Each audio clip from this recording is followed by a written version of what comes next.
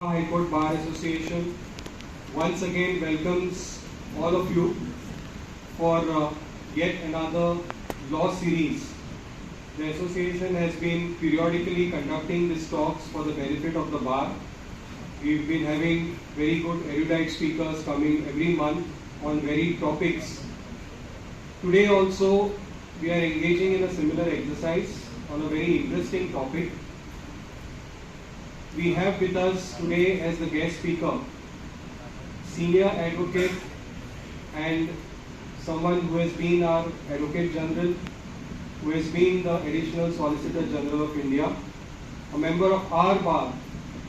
Today he has an established practice before the Honorable Supreme Court of India. Senior Advocate N.S.Nadkarni, whom we fondly call as Nadkarni, has been a senior to us, a guide, mentor to many of us. He started his practice in Mumbai, if I am correct. And from Mumbai he came down to Goa, to his hometown, had a very flourishing practice, very soon became the Advocate General of the state of Goa, had a very long tenure as Advocate General of state of Goa, and then only marched ahead to become the Additional Solicitor General of India. He has appeared in distinguished in matters where landmark judgments have been passed as an ASG. Today he has appeared also as a senior counsel in very distinguished matters with eminent lawyers of the Supreme Court. So it's a matter of pride to have you here, sir, today with us. We welcome you, sir, for today's evening. And can I request the President of the Goa High Court Bar Association, Sri Zilman Koel Pereira, sir, to please extend a floral welcome to our speaker.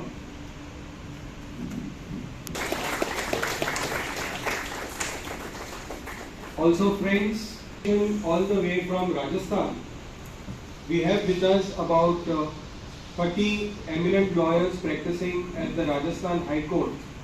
And this delegation of lawyers is led by their president and with his team members.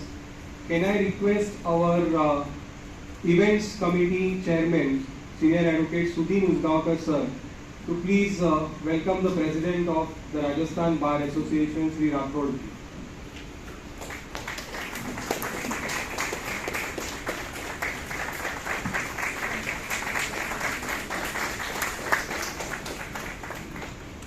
Well, the topic for today, which our speaker has chosen, dynamic trends in judicial perception.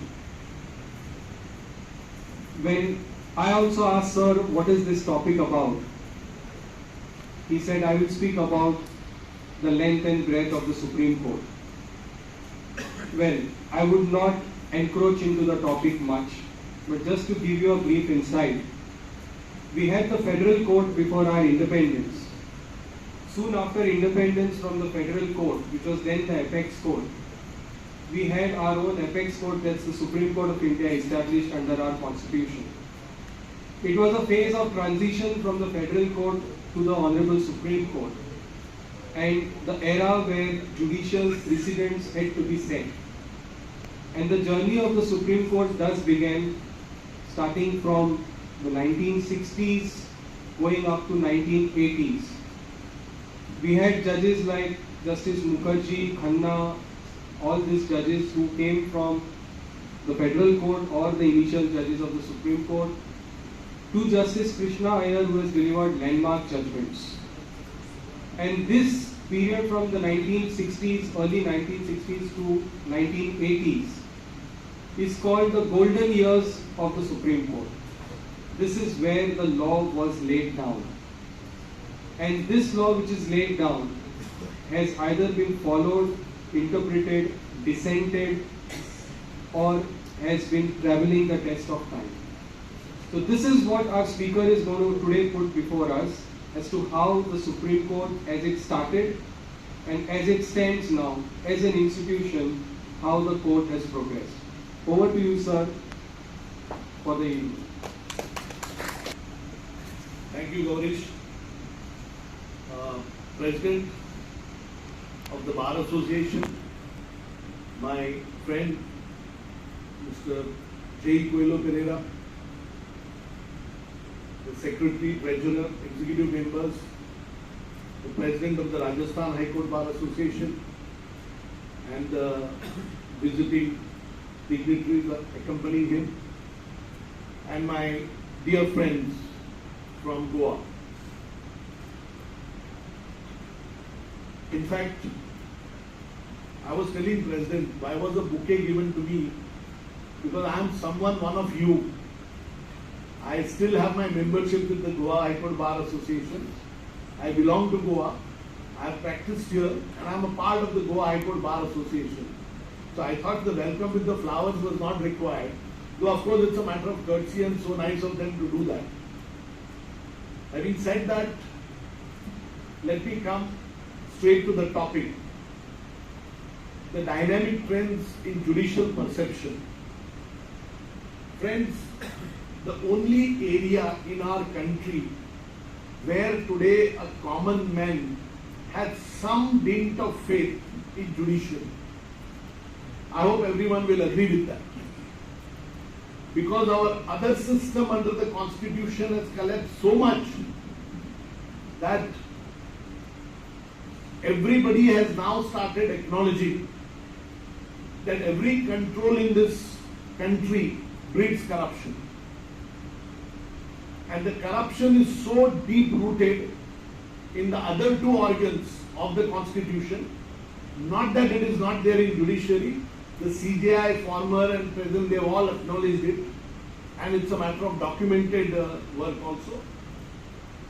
So the common man looks to the judiciary as the last resort, and when a common man comes before the court, he comes because he has exhausted all other possible areas where he could have gone. He must have gone to the MLA, he must have gone to the councillor, he must have gone to the minister, he must have gone to all other persons. He has failed there, and finally, as a matter of recourse, he has come having some faith to the judiciary. Now, if under those circumstances, the High Court judges or the Supreme Court judges tell a litigant, okay, you make a representation and we will direct that the representation will be considered and they will pass appropriate order. After they pass, you come back. Haven't all of us seen this kind of approach in the judiciary in the last about 20 years? To tell very frankly, it's one of the most saddest approaches that our judges have been following. More often than not, they resort to it because it's a quick disposal for them. When a person comes, a commoner litigant comes, he has spent money for filing that petition. Filing of a petition takes a lot of time. The lawyer does his work, the lawyer's staff is involved, petition is required to be filed. Now you have got umpteen number of rules, especially in Supreme Court and High Courts. Do this copying, that copying, and then digitize it and send a e-copy and F-copy and all those things. And then after all that, if a litigant is required to be told that you file a representation before the executive, once they dispose of, they will come. Why I gave you an example of this type is that when I was talking to Gaurish sometime back yesterday, when we spoke, and he used the word, and rightly so, the golden era of Supreme Court. Till today, all lawyers practicing acknowledge that the period between 1950 to 1980 was the golden period which has laid down the maximum number of law or the case law, as we call the decisions, which have remained binding. The major exposition of Article 14 which came, exposition of Article 21 which came, all of it came during this particular golden period of the Supreme Court. For example, in 1952 Supreme Court, at page 16, Gordon Das Bhanji versus the Commissioner of Police, Greater Bombay, there is a judgment delivered by Justice Vivian Bose. The sum and substance of that particular judgment was that if a public order is made, then that public order must contain the reasons in support of that order. and those reasons cannot be given by the government by filing an affidavit later. Otherwise, what will happen is an order which is not validly made, which is there for XYZ reasons, would be validated by the time it is filed in the court and challenged. This should not be allowed. Now, just see the far-reaching, the way the judge, you could just fathom the mind of the judges. It is such a beautiful proposition of law that when a maker of the order makes an order, those reasons must be present to his mind as to why he made the order. We cannot substitute or give reasons later. This law is valid even today. Even today, Gordhandas Bhanji judgment is cited. The judgment came to be followed later in Mohinder Singh Gill's case by Justice Krishna Iyer, where also in an election commission order he said. A slight digression to this was given, and for good reasons, in Sachidanand Pandey's case, that is 87 Supreme Court, by Justice Chinnappa Reddy, again another good judge, thinking judge, who said that the concept of 52 Supreme Court 16, Gordhandas Bhanji and Mohinder Singh Gill is a valid concept in the administrative law, but it will apply only to statutory orders which are made in excess of statutory powers. This will not apply in case of an administrative decision. Absolutely correct. And this distinction is also well founded because an administrative decision is taken after going through very many things put up by the staff, subordinate executive, the secretary, joint secretary, under secretary, whoever studied the file, they put it up to the minister and the minister simply signs. That's an administrative decision. That concept of reasons not being there does not apply to these kind of orders. Please see the judicial trend. 52 Supreme Court, 78 Supreme Court, Mohinder Singh Gill, 87 Supreme Court. These are classic judgments. Then comes another judgment. Just see the judicial trend. We had a very powerful government at the center. Mrs. Indira Gandhi, the former Prime Minister of India, a great statesman of the world, she came out with the bank nationalization case. We call it the R.C. Cooper versus Union of India. It's in 69 Supreme Court reported judgment. In the bank nationalization case, for the first time, the Supreme Court read down that two fundamental rights can be read together while deciding a matter. In other words, you may have a right under Article 14 of equality concept.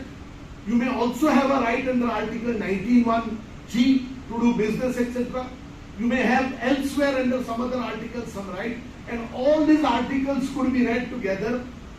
That is the first judgment, exponents of law in the R.C. Cooper, that is the bank nationalization case. Again, look at the judge's foresight.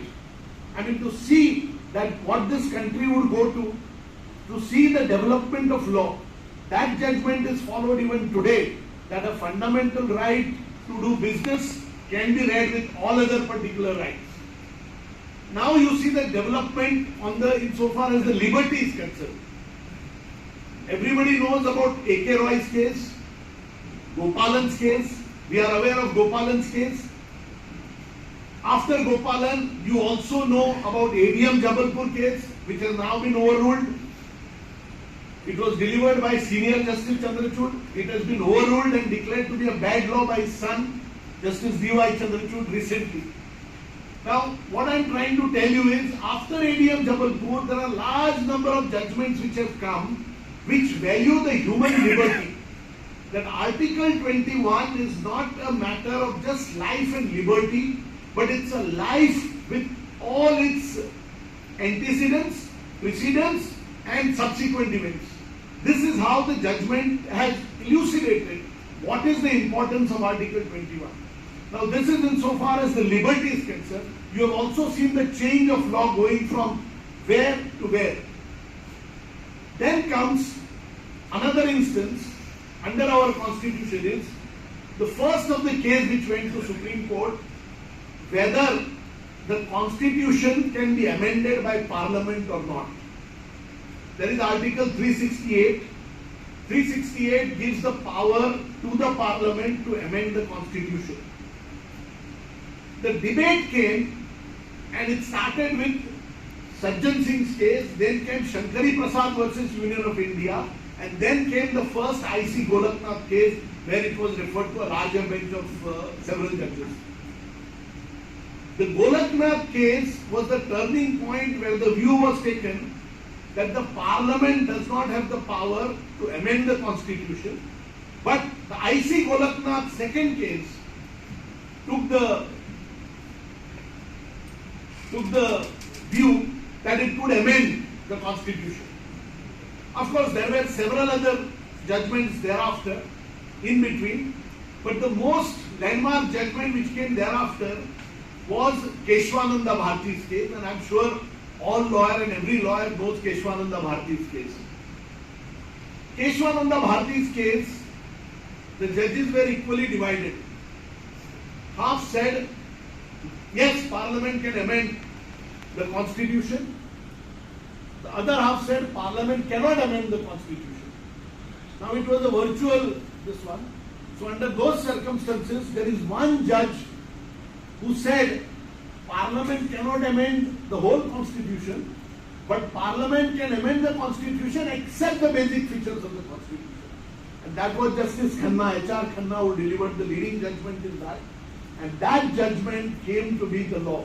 So please imagine, out of 13 judges of the Supreme Court, 6 and 6, and one judge saying, and he becomes the majority judgment. Otherwise, if you compare that one judgment as against the 12 judgments delivered by the other judges, who should prevail normally? Now, you have another feature which is coming up in this.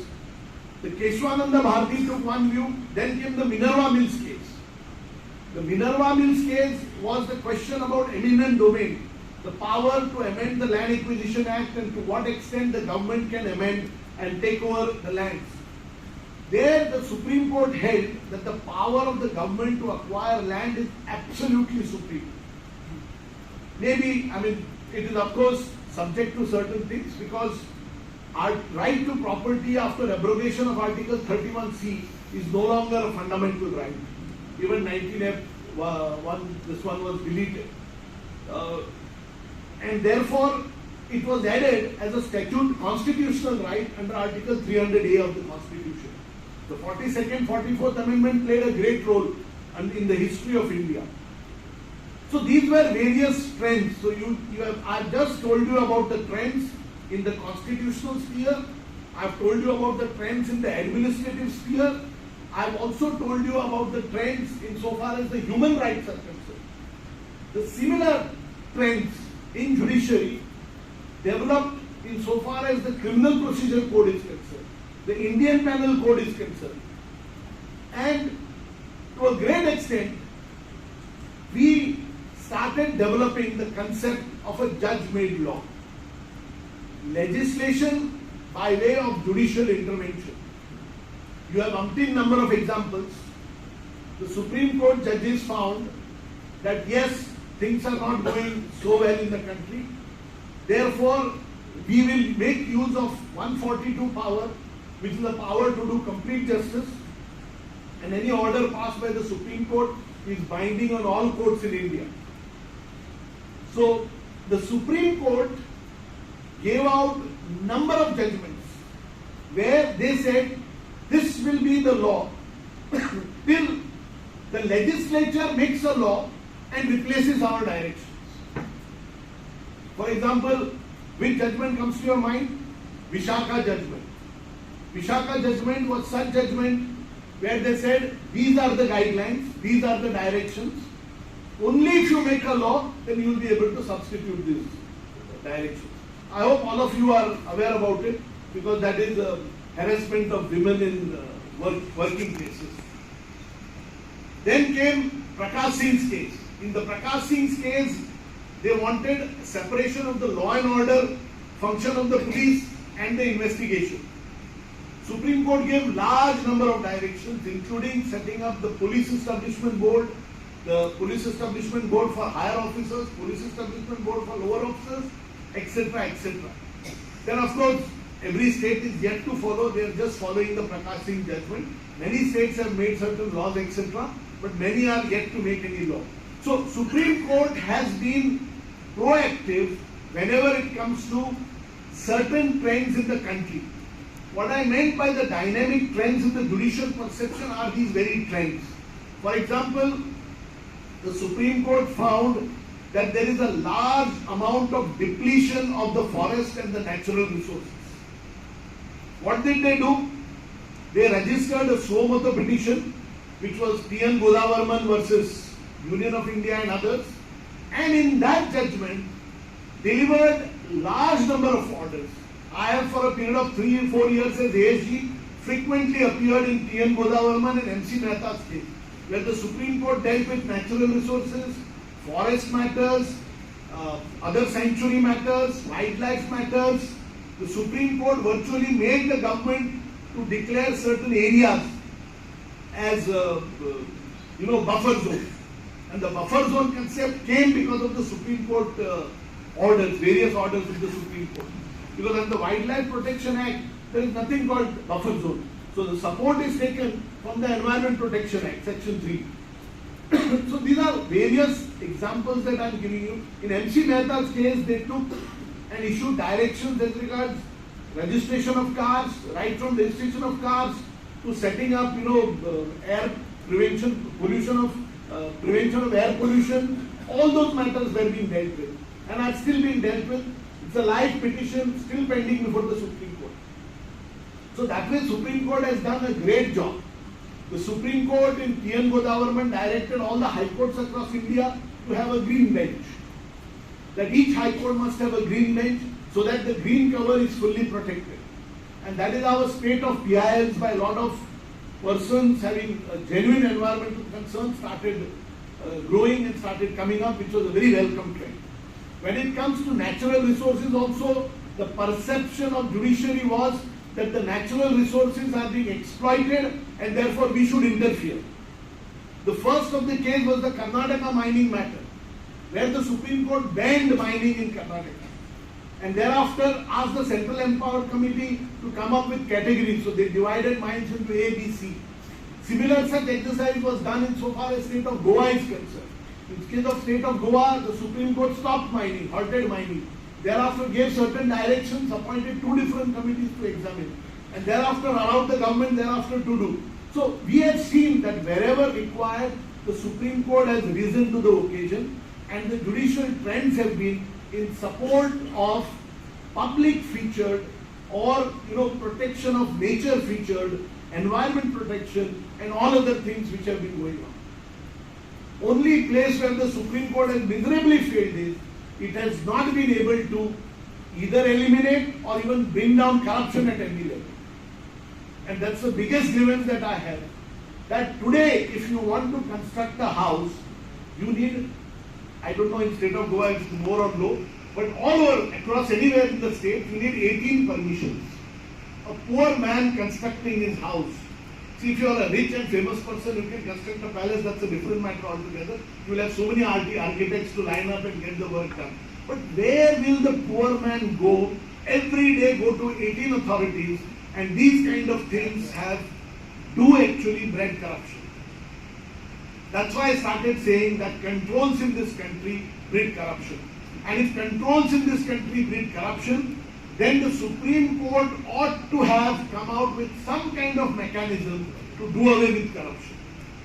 And it is unfortunate that despite several attempts of the Supreme Court, the corruption is something which they have not been able to bring down.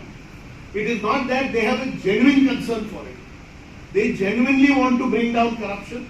They genuinely want to do something to arrest corruption. But the problem is multifold. I gave you an illustration first that when people come to the High Court judges many a times are seen passing an order, or that you make a representation to the executive will consider and pass an order. Now if he had to go to the executive, it is but natural that he has gone to the executive, exhausted all his remedies, and the poor person has come to the High Court. So these are amongst those trends where, with great respect, The judges of the Constitutional Court have not been able to see things for themselves. And it is not that, they are not aware of it. It is not that they are sitting in ivory towers. It is all these judges have known it. Many of them were practicing lawyers at the bar who have gone to the bench. Many of them were there at the bar, very successful, great lawyers who have gone to the bench. They all are aware of it. But you need a good test case to find out about this and to pass appropriate orders. Supreme Court came out with a direction insofar as Lokayukta and Lokpal is concerned.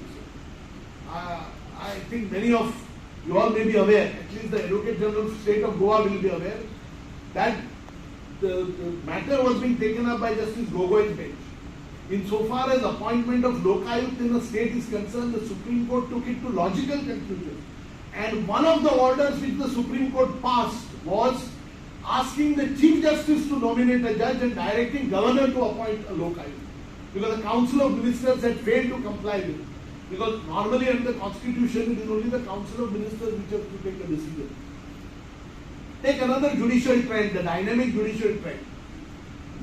Large number of appointments which were done because of political nominations to the Constitutional Court. Suddenly it was found, when the matter came, Supreme Court on Advocate on Records Association, that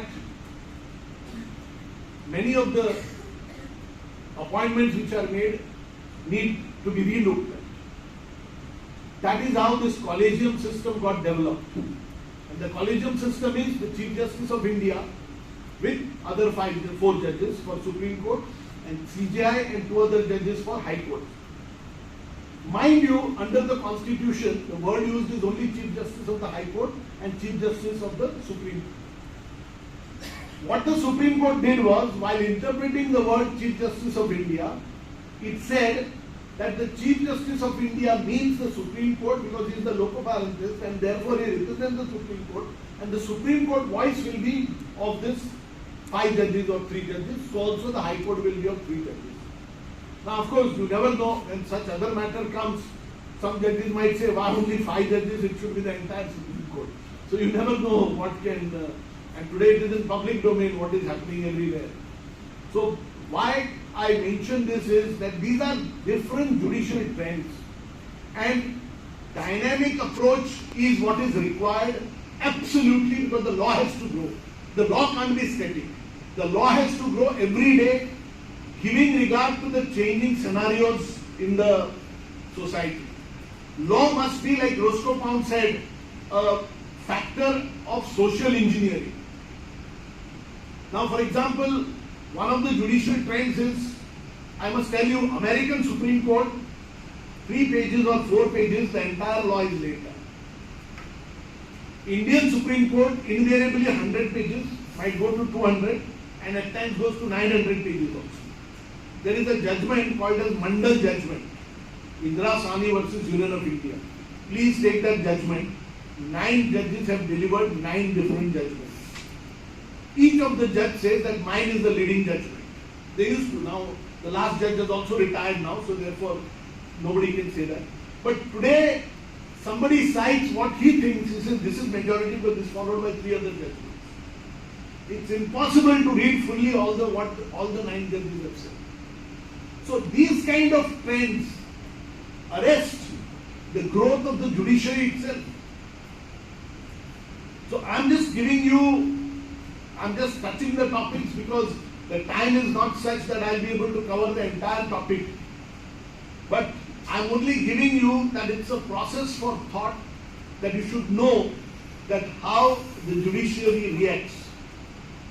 There are beautiful cases, and I must tell you something, ideology of the judge is something which matters when it comes to the judgment.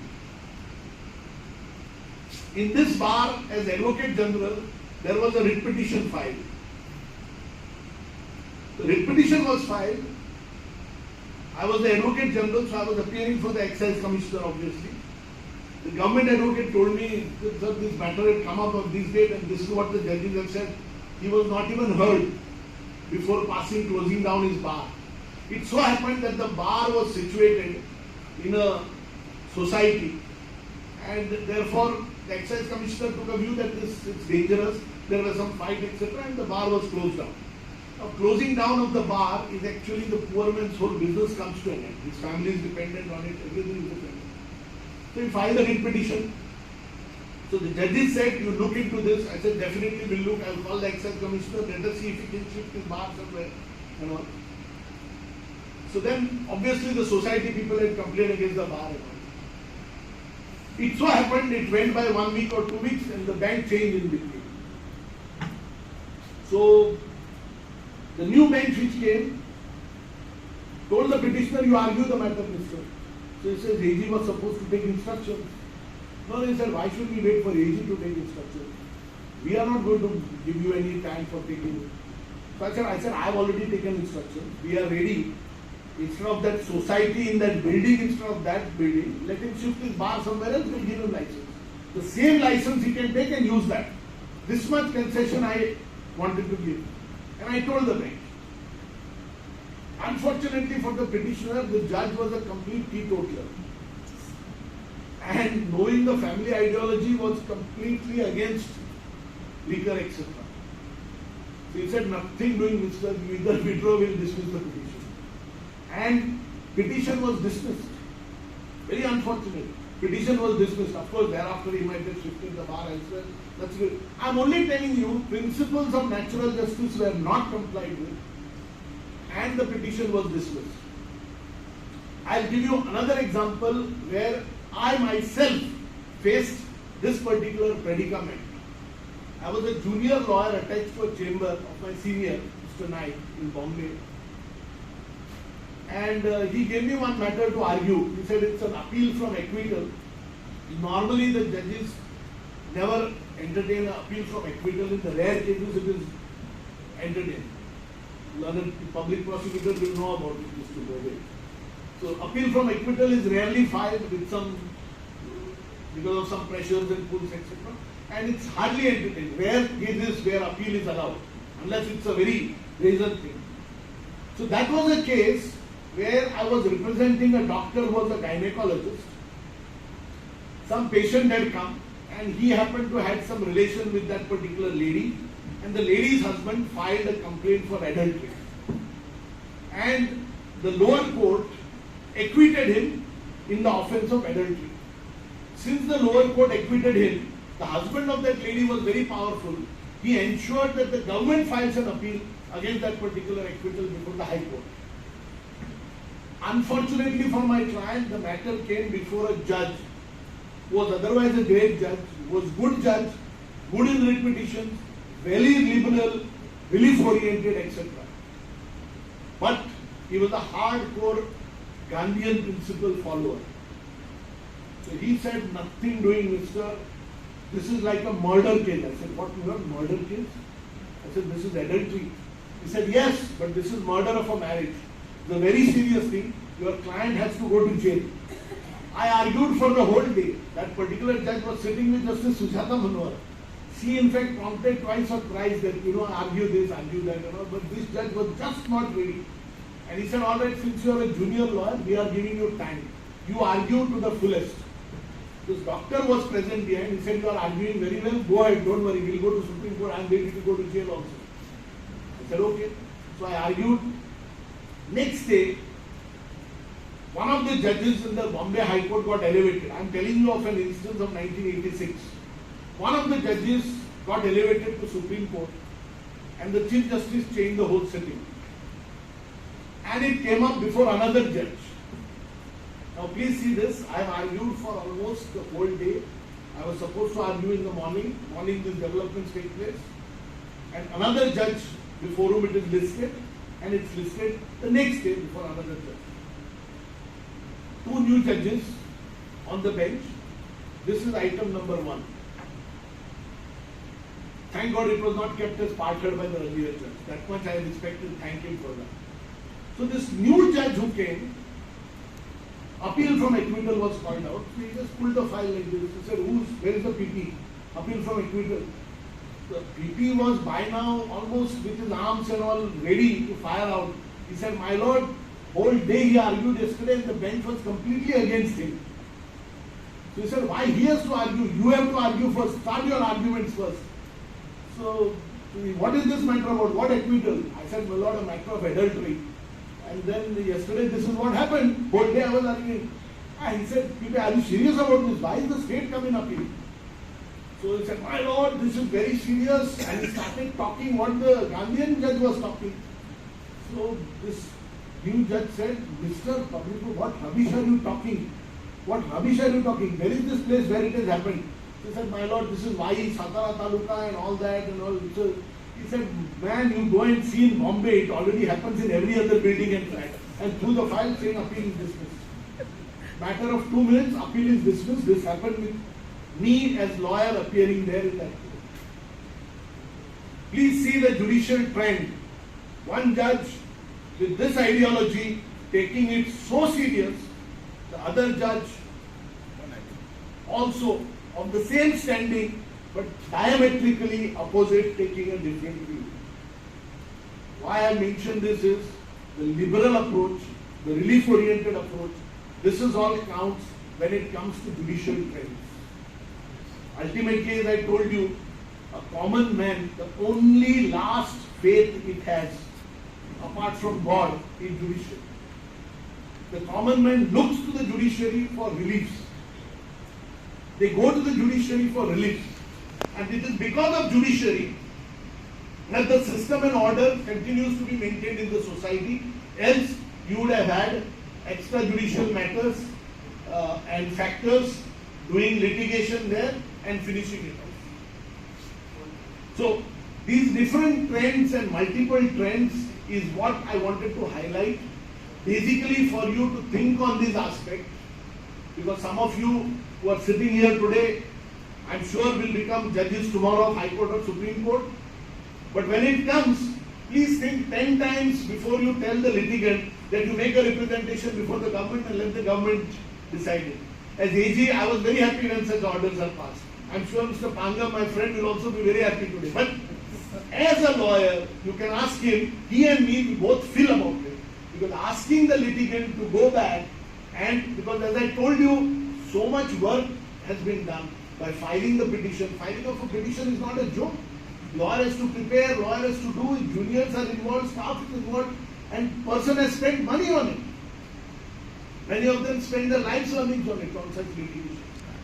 So ladies and gentlemen, this was my topic. Since it's already now 6:10, I started at around 5:30. I thought I should not digress much, because there are so many things to be talked about, so many trends to be mentioned, and so many approaches of the judges themselves to be highlighted. Because we have in this country outstanding judges of the past, of today, and those many in future who will come up. So the whole public law in India has been laid down by several judges. Take the case of Justice Bhagwati, P.N. Bhagwati. Half of the public law in India I would attribute to that gentleman. Take Justice Krishna Iyer. Take Justice Subbarao. Take Justice Vivian Bose. Take Mukherjee J. Take Shastri. Take Justice Khanna. Justice Hegde, Justice Shelag, Justice Grover. All the Justice Beg. Finest judgments being delivered. And finest brains. And mind you, none of these judges whom I have mentioned now were ever appointed by collegium. So I'm just telling you that, so what happens is, it is not that the quality gets compromised over a period of time. The quality gets compromised because of the approach. All judges who have delivered judgments in the Supreme Court, in the golden era of Supreme Court, are those judges who are appointed through judicial and political appointments. Either Chief Minister recommended, Chief Justice recommended, or some judge recommended like that. So I am only telling you that when it comes to a system, large many things happen. All lawyers here, I am sure, will know that a particular judge in the High Court, you say is a relief-oriented judge, let's file petitions here. Suddenly the sitting changes. Okay? and you ensure that there are objections raised. If not, at least go and tear a paper so that the torn paper will not circulate. These are all. I tell you, in 80s in Bombay, one of the style was that when a notice is issued under the old Bombay High Court rules, bhatta was required to be paid. Bhatta, unless you pay bhatta, the notice doesn't go to the other side. People would take injunction and would not pay the bhatta fees. So there were brilliant judges like S.K. Desai, Paisy, etc. The injunction order invariably would say if bhatta is not paid by 4 p.m., the interim reading is to stand vacated. Large number of matters this used to happen. So then the lawyers became careful. Then the lawyers ensured that the clerk pays the bhatta and makes the service, etc. Because you can't take an injunction and not do service of that particular injunction. So the different judicial trends are important because it's only the practical, pragmatic approach which I wanted to highlight before you. That how things turn when it comes to, giving of a relief to a party. Recently we had an example in Supreme Court where a litigant was approaching in person and he wanted some relief insofar as the criminal matters are concerned. So he was arguing, the judges said nothing doing, mister, you go to High Court, file a petition in High Court, we'll give you liberty, you withdraw this petition. He straight away told the judges, my lord, you all could have said this to Arnab Goswami also when his petition was filed and argued by a top lawyer. He was not told this. He could afford, I can't afford to go anywhere. Judges were flummoxed. They didn't expect this kind of a approach. But they, of course, very unfortunate, they could not rise above their own prejudices. They said dismissed. And then that was the end of the matter. But I am telling you, the judicial perception must also see these kind of things, because like him litigant, there are umpteen number of people saying this. That either you have to be a top-notch person or you have to engage a top-notch lawyer and then you get justice. Though it is not correct. The judges, when they deliver judgments and when they sit and hear matters, they don't look at who is the lawyer. They don't look at who is the client or whose matter you are arguing. The justice to that extent is blindfolded. And it's evenly administered. I don't think there are any approaches of that kind. It's a justice by case, not by face. In India, at least, the large number of judgments that have come, the judiciary has withstood this particular aspect. And that is one of the perceptions in judiciary. And the dynamic trends in this judicial perception must receive attention insofar as this aspect is concerned, apart from the other aspect which I mentioned about corruption. So friends, I think that is all for this evening. I thank the President and Executive Committee for giving me this particular opportunity of standing in front of you and making this little contribution. This is an opportunity which I value very much, and I always relish and cherish my sweet memories at this bar and in this court. Thank you so much.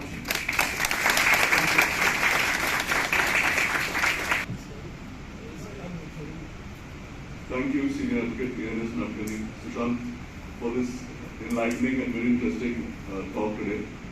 It was completely out of the box, as we must all agree, and we thoroughly enjoyed it. So thank you once again on behalf of the Goa High Court Bar Association for being here today and giving us this talk. And thank you to all of you friends for gracing the occasion once again at this event organized by the Bar Association, and especially to the visiting dignitaries of the Rajasthan Bar Association. Thank you. And we hope to see you at our next event. We will let you know of it when it is going to happen. Thank you. Have a nice evening.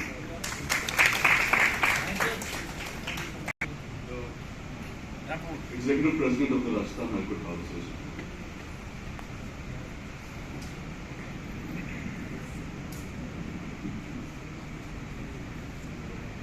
माँ भारती के चरणों में वंदन। Honourable Goa bar president, honourable solicitor general sir, honourable advocate general sir, and all the great luminaries of our Goa High Court Bar Association. आप सबको हम सभी Jodhpur Rajasthan high court advocate association की तरफ से नमस्कार, प्रणाम। गोवा की इस पवित्र धरती पर हम लोग पिछले 2 दिनों से 45 advocates of the Rajasthan high court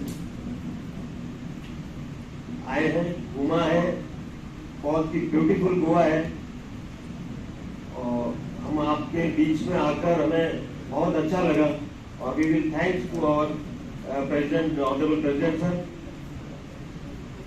Rajasthan high court advocate association Rajasthan की मदर बार है, which was from 1944, and we have 7,000 honorable member of the bar practicing in the Rajasthan High Court.